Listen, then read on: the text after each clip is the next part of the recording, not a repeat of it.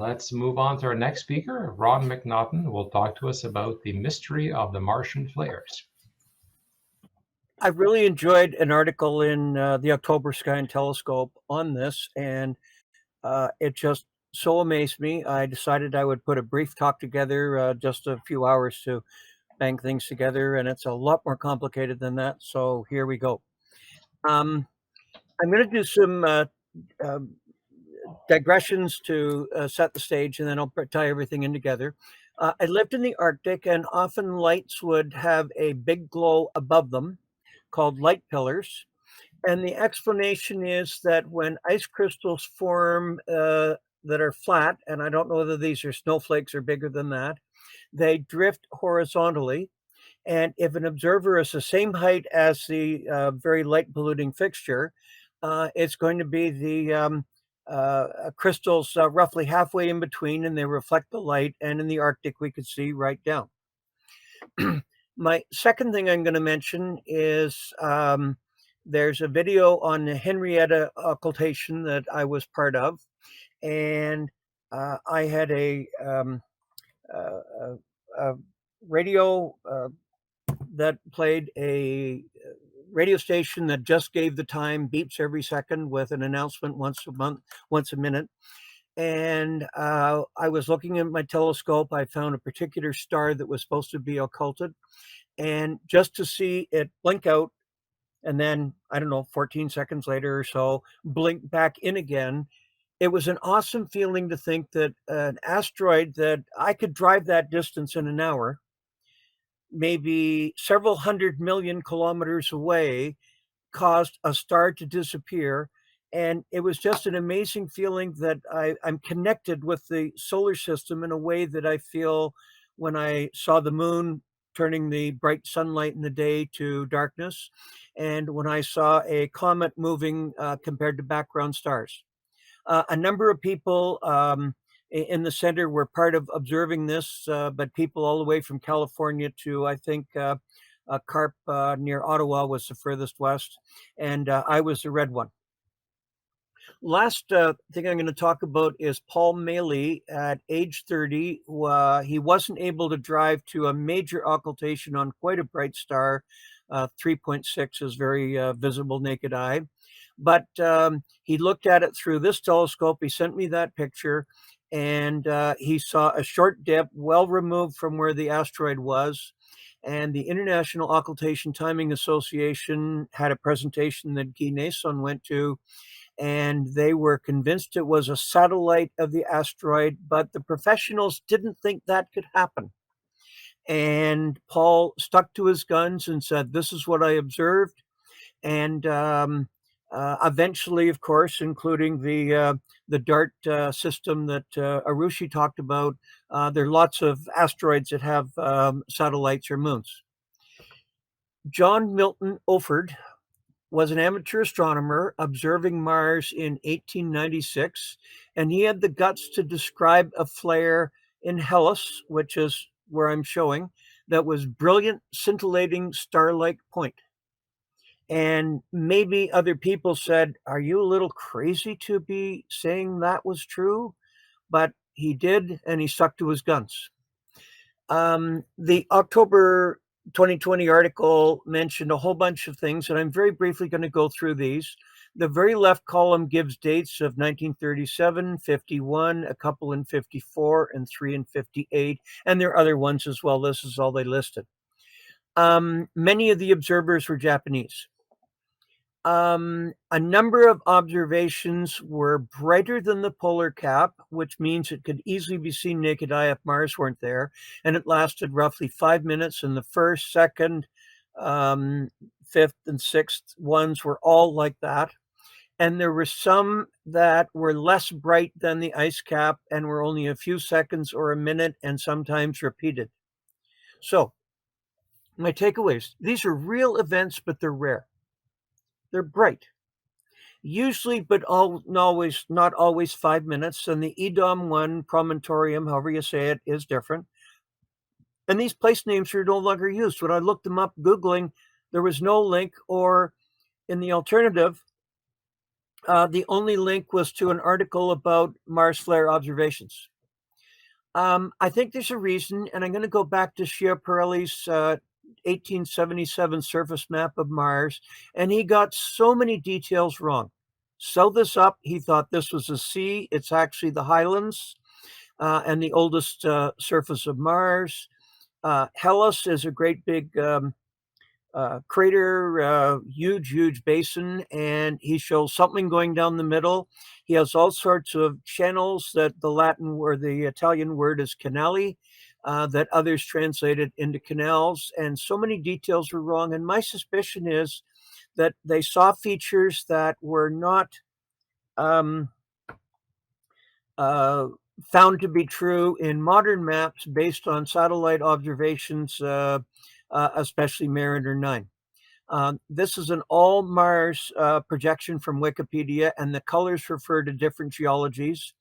And I'm going to zoom in from the volcanoes to Hellas here. And this is Hellas Basin. Very close to the equator is Schiaparelli crater. And that's where the Martian was going to in that wonderful movie. This is 0 latitude, and I don't know why it's 0 longitude. And this is Valles Marineris.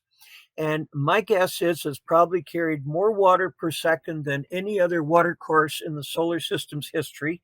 It flooded the north part of the planet. And nobody could see it from Earth. It was only discovered when the Mariner 9 spacecraft went in orbit around Mars, and then they had to wait for a dust storm to and hear the volcanoes. Eventually, with Chris Trace's help, I found hints of where these different things are. So Edom Promontorium is very much around Schiaparelli crater. And the other two are in this area. And these are pretty hilly areas with many valleys, etc. So what causes flares? One idea is Martians are just playing with us, having fun. Another idea is that they were trying to send a signal. After Hiroshima, some people speculated that maybe the flares were caused by atomic explosions. Some people suggested volcanism. And volcanoes have low surface brightness. Even the hot gases that come out that killed everybody in Pompeii, for instance, that has low surface brightness. And you would need a huge area for this to happen. And how it could start and stop in 5 minutes, I don't know. Somebody suggested maybe it's ice crystals in the atmosphere that are oriented in the Martian atmosphere. That's what caused the light pillars. When you look at it from above like an airplane, sometimes you see the sun is above this picture and behind it. The sunlight comes down and it seems to form a long band because this is reflected over a deep depth of reflecting things. And maybe that is what caused the reflections on the Mars. So I've made this diagram showing Mars. And if we look at it, the very center of Mars is the sub-Earth point. The sub-Sun point is where it's vertical. And sometimes they're close, but if you're looking from above the North Pole, one planet is ahead of the other. In this case, Earth is ahead, and it can be a significant angle between them. Or it can be looking from the side, and even during a opposition when their Sun, Earth, and Mars are a straight line, you're going to find one of them is often a little above the other because the two planet orbits are tilted compared to each other. You would expect, if it's caused by something that's horizontal, like the crystals in the ice crystals in the sky floating down, that the reflection would be halfway in between, but often it isn't. So the source has to be sloping. And one theory gets turfed out the drain, although maybe it did apply in some cases, and you need maybe there's a sloping reflector on the ground. Is it ice? This was included in the article, and if that's ice, it's pretty rough. And I've seen the Columbia Glacier, and it's pretty rough. And if somebody points a mirror so that sunlight is right in my eyes, it only takes a tiny angle of change before it's no longer. And the planet rotates about a little over a degree every 5 minutes, and that would be enough to have a bright flare and then nothing after 5 minutes. And somebody calculated that several football fields of area would be enough to create the light, the brightness that we see if it were really reflective. If it's diffuse, such as a piece of paper or a paper towel, you can change the direction of it and it looks equally bright.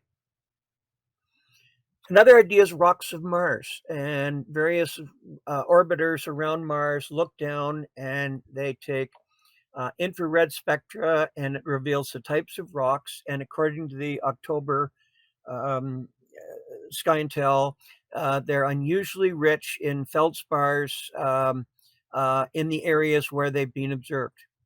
And feldspar has a reflecting plane sometimes. Now, I think these are fingers holding it, which means this is a pretty tiny thing.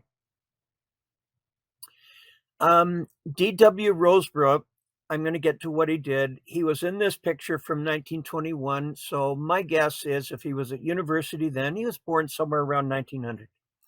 He submitted some articles to the RESC journal, and he's written about astronomy. But other than that, I know very little about him. But he's quoted in the Sky and Tell article being at the rocky shore of Lake Huron. Then there were many feldspar faults, perhaps 30 feet wide and hundreds of feet long. And he said they're quite shiny if viewed from a suitable angle, but if viewed from other angles, they appear darker.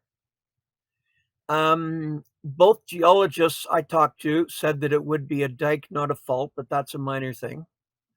I have a friend who's taken me sailing from Midland up to Parry Sound, stopping in many places, anchoring, and then taking the Zodiac to shore and wandering around.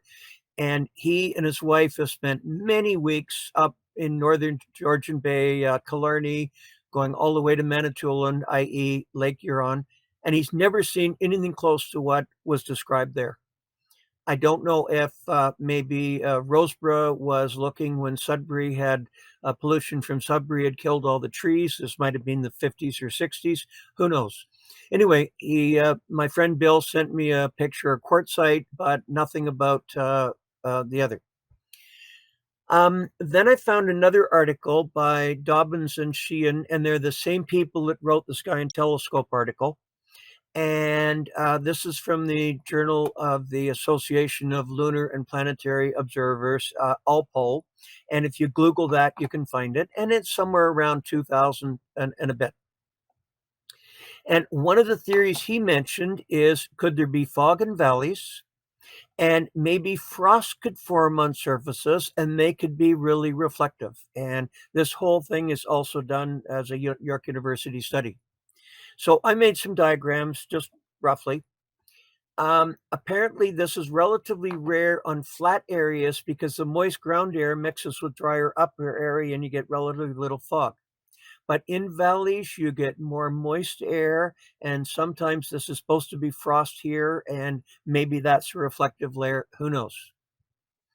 Another possibility is that it's a crater. And the Edom site maybe is like this because they have various reflective moments and then not so. And it could be there are a series of relatively flat areas, but that are tilted that are causing reflections as the rotation of Mars takes the surface to the right.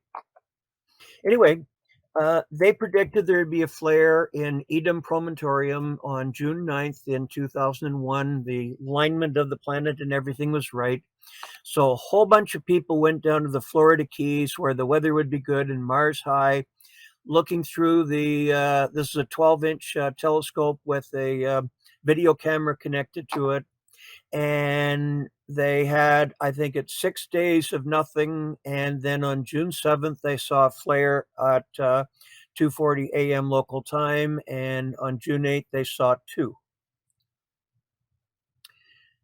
Here's a video, and there's the flare, and it's less pronounced there, although if they can do this again, better video cameras will get better values, and this has north up. I wonder if some university might have a telescope where they could spend an evening where it's likely to be around and take spectrum of the flares, and that might tell us something about a possible cause. Anyway, Dobbins and Sheehan made a prediction in the Sky and Telescope article, and they were saying on these dates, and I haven't done it yet, but I will send a post to the Toronto Centre email group with this information. And these are the times, and I worked out Mars altitude in degrees, and it goes 36 minutes later every day. So by the 7th of December, it's pretty low in the sky. So that's not very good for observing. But I looked at another source from the Alpol, and they say that the flares are going to be 72 minutes, and now we're actually in 11 minutes earlier. And they have these predicted times, which are slightly higher. And there, of course, patterns tend to continue. So it could be that in days before, if you just follow the patterns, it's going to be earlier. I'm again going to give all this information.